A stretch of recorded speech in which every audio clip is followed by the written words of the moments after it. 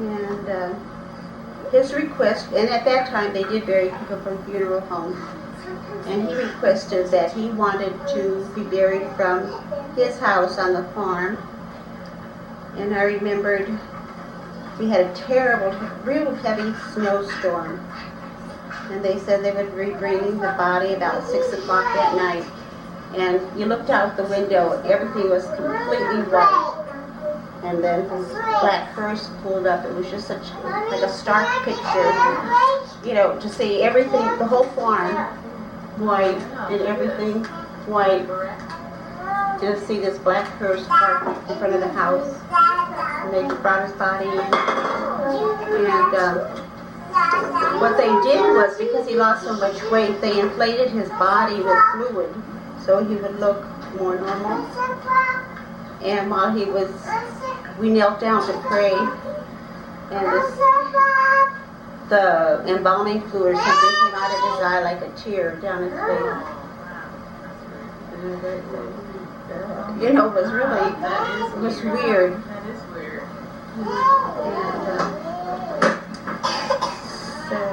And they used to have like 2 nights at your house.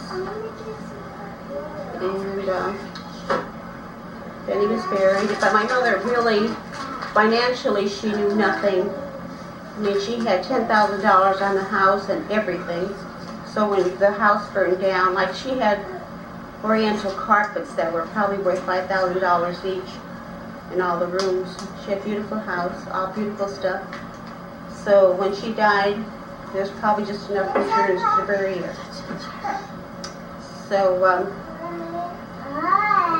anyway, we all got together, the 5 of us, 5 children, and we decided that we had husbands who had jobs, so there was going to be no arguments. We would just tell the boys they could have the farm, divide it between them, and so that's what they did. So it was settled very easy. Nobody fought over money or the farm. We made them sell the farm and divide the money up between us or anything like that. So that was nice. We remained friends. There was no.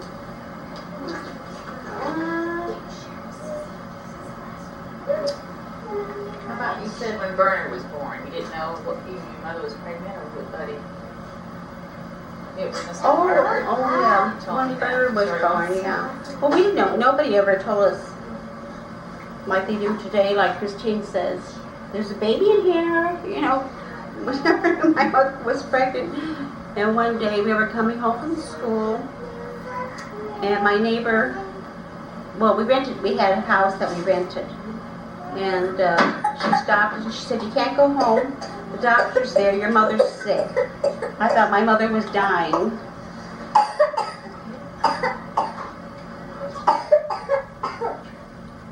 So, I was in 3rd grade. So all I did was sit on the swing and say the rosary. Can you imagine, in 3rd grade? I thought my mother was dying. So finally, and my neighbor said, "Okay, kids, come on in and eat." And I said, "I'm not hungry." And because I was sure my mother was dying, because the doctor's car was still there. So finally she said, "Okay, you can go home. The doctor left." And I ran in the house. I was the first one in the room. And she said, "Look at your baby brother." And I could have died. And I was all that worry that she was dying and there was a baby. Did you know that she talked to you about where babies came from or anything? Or how did you learn all that? No, the day before I got married, she said, "I guess you know everything, don't you?" And I said, "Yeah." You're a nurse. They never told you anything. Okay, is that what else? I think you said everything. Well, I was going to ask you all to say what you found, what attracted you to each other, and then why you've been married so many years. What's made it last? What you still adore about each other.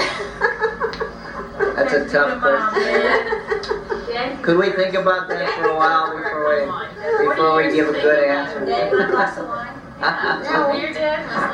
Well, I admire the fact that your father, the nuns used to say, now if you find a guy who was nice to his mother, he's going to be nice to you.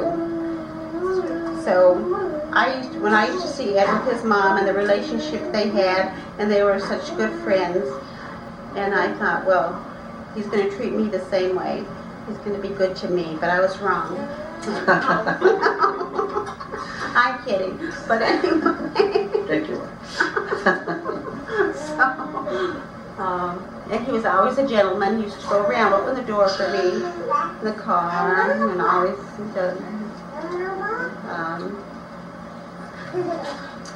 treated me with respect. Right. So I just knew that. I knew from the time I met him that he was going to be the one. So what's helped you make it through 40 years of marriage? Prayer. Prayer and sacrifice.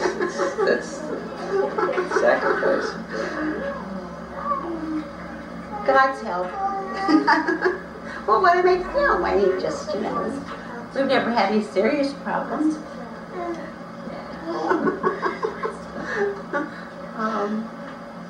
Let's see, sex and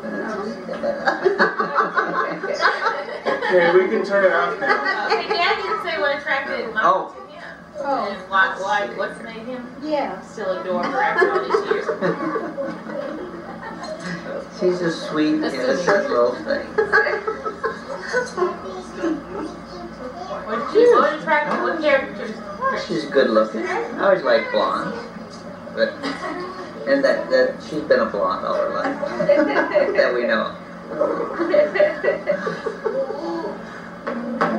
No, I think she. Yeah, I guess. I always thought, she with her family. I saw her with her family, and they seemed to get along. Brothers and sisters, and they loved her. So, she was, of course, it ends up that she's been a very good wife and mother. So I guess I was right. We're very happy. Glad we have good children. We're enjoying that, and now we're enjoying the grandchildren. So.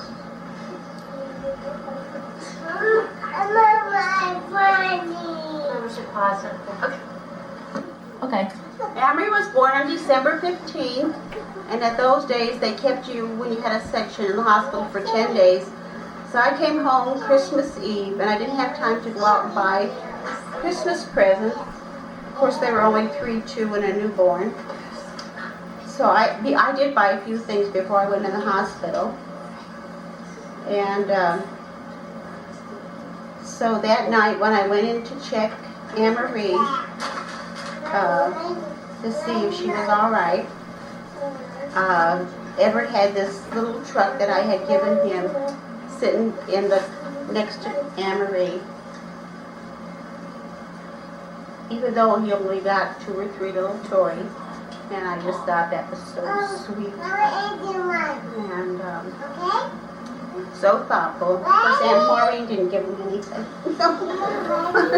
She didn't have much. She didn't have very much to give for a little child.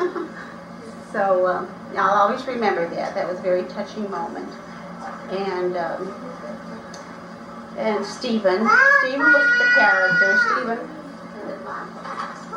I think my hair is probably gray. I think, yeah. I got a pair of crutches at a garage sale for 10 cents, and I thought, well, you never know when you'll need crutches. So they were down the basement for a couple of years, and one day his teacher called me up when he was like, what, 5th grade? Yeah. And she said, Stephen's having an awful time with these crutches. And I said, what? She said, Stephen's having an awful time with these crutches. He can hardly walk on them. I said, what? And she said, Stephen hurt his foot and he can't walk with these crutches. He's having a terrible time. I said, you sent Stephen home. And so he came home carrying the crutches, and I almost hit him with them over the head. Did you not give him enough attention? Let me hear a good story about Christine. There are no good stories about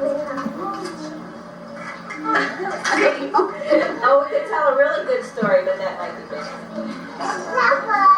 Really? Yeah. When you went to visit her early one morning. Oh. Oh, God. Oh, boy. Stephen also went to school one day and wouldn't take his hat off.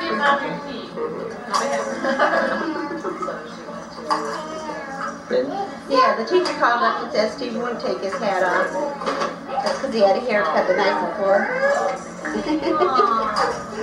You got teased really bad. Very sensitive about Do you his steal hair. the grapes from the next door neighbor's yard?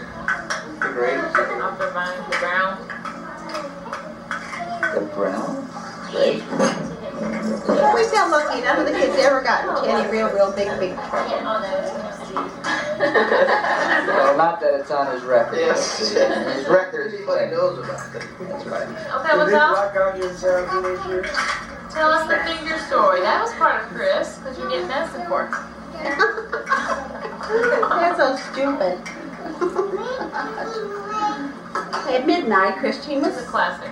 oh, how old was she? She was probably only about 7 or 8, I'm gonna have to maybe younger. And she had a terrible cough. And you know, if they had the childproof bottles, you press down and you turn, you press down and you turn, and I kept trying it and it wouldn't come up.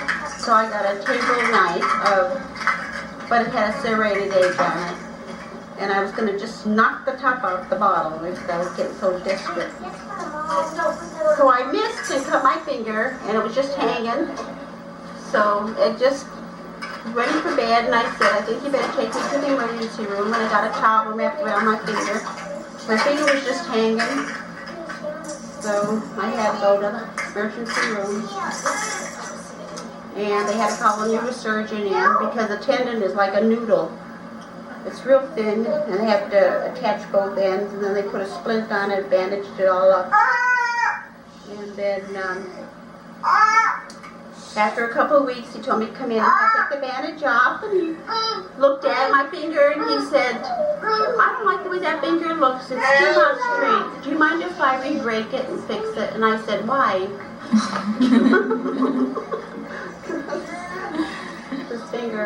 This finger's worse than the finger that was. If you would have broken both fingers and fixed them, I would have fixed them. But anyway, Steve and I, every time we got together, Steve would always say, "Tell your finger story, Mom. Tell your finger story, Mom." It's a classic. It's a classic, yeah. Tell us about the birth of your first grandchild. What that was like. Oh, yeah. Well, it was supposed to be a girl, and I was having twins.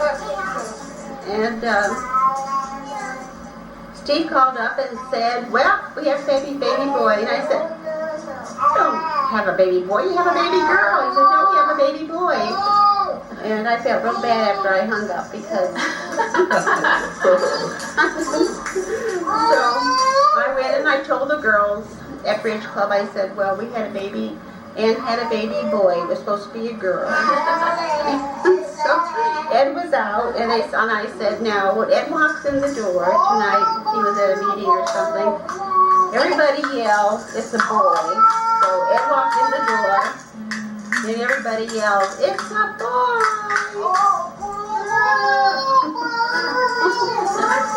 So I had to explain to Ed what happened. That was such a shock. And see, for 6 months I was playing with this little girl.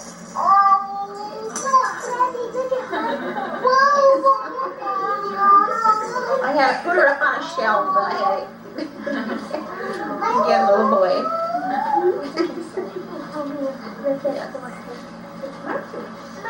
Okay.